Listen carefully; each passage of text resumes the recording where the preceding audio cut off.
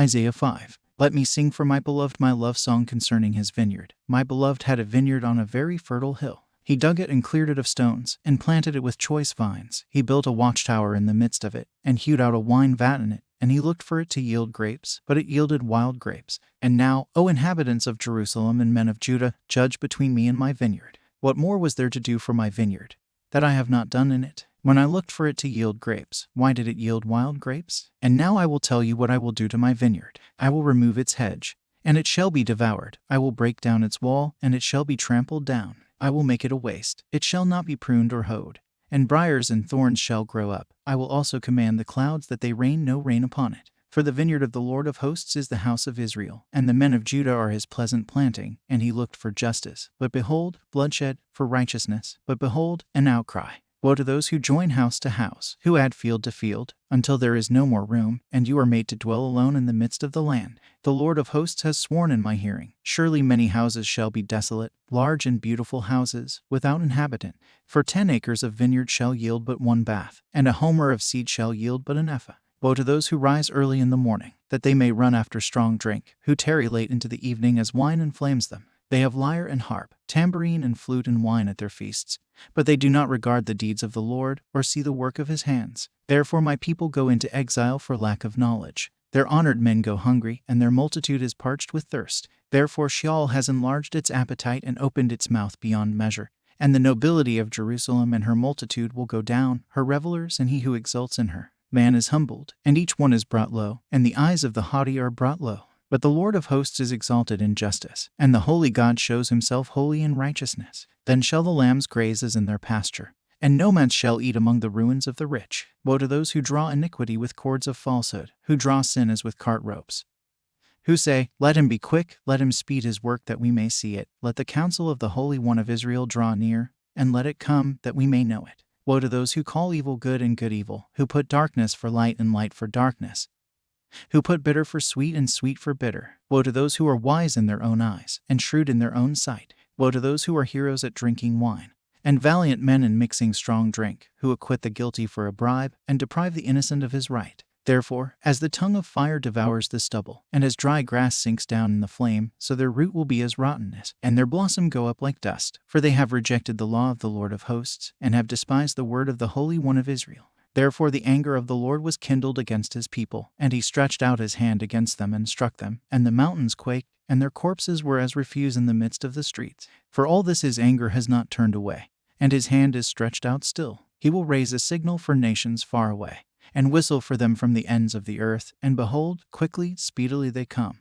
None is weary, none stumbles, none slumbers or sleeps, not a waistband is loose, not a sandal strap broken. Their arrows are sharp, all their bows bent, their horses' hoofs seem like flint, and their wheels like the whirlwind. Their roaring is like a lion, like young lions they roar. They growl and seize their prey, they carry it off, and none can rescue. They will growl over it on that day, like the growling of the sea. And if one looks to the land, behold, darkness and distress, and the light is darkened by its clouds. Isaiah 6. In the year that King Uzziah died, I saw the Lord sitting upon a throne, high and lifted up, and the train of his robe filled the temple. Above him stood the seraphim. Each had 6 wings. With 2 he covered his face, and with 2 he covered his feet, and with 2 he flew. And one called to another and said, Holy, holy, holy is the Lord of hosts. The whole earth is full of his glory. And the foundations of the threshold shook at the voice of him who called, and the house was filled with smoke. And I said, Woe is me, for I am lost, for I am a man of unclean lips, and I dwell in the midst of a people of unclean lips, for my eyes have seen the King, the Lord of hosts. Then one of the seraphim flew to me, having in his hand a burning coal that he had taken with tongs from the altar. And he touched my mouth and said, Behold, this has touched your lips, your guilt is taken away, and your sin atoned for. And I heard the voice of the Lord saying, Whom shall I send? And who will go for us? Then I said, Here I am, send me. And he said, Go, and say to this people, Keep on hearing, but do not understand, keep on seeing, but do not perceive. Make the heart of this people dull, and their ears heavy, and blind their eyes, lest they see with their eyes, and hear with their ears, and understand with their hearts, and turn and be healed. Then I said, How long, O Lord? And he said, Until cities lie waste without inhabitant, and houses without people, and the land is a desolate waste, and the Lord removes people far away, and the forsaken places are many in the midst of the land. And though 1/10 remain in it, it will be burned again, like a terebinth or an oak, whose stump remains when it is felled. The holy seed is its stump. Isaiah 7. In the days of Ahaz the son of Jotham, son of Uzziah, king of Judah, Rezin the king of Syria, and Pekah the son of Remaliah the king of Israel came up to Jerusalem to wage war against it, but could not yet mount an attack against it.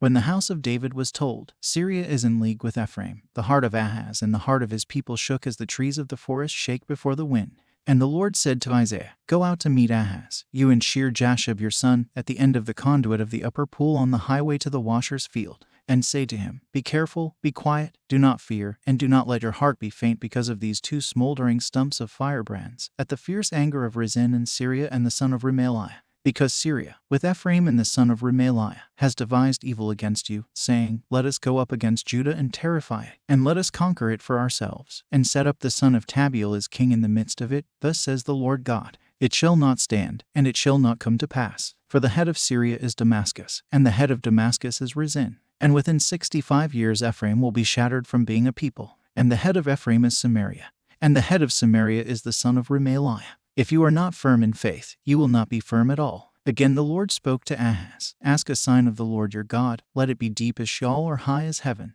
But Ahaz said, I will not ask, and I will not put the Lord to the test. And he said, Hear then, O house of David, is it too little for you to weary men, that you weary my God also? Therefore the Lord himself will give you a sign. Behold, the virgin shall conceive and bear a son, and shall call his name Emmanuel. He shall eat curds and honey when he knows how to refuse the evil and choose the good. For before the boy knows how to refuse the evil and choose the good, the land whose two kings you dread will be deserted.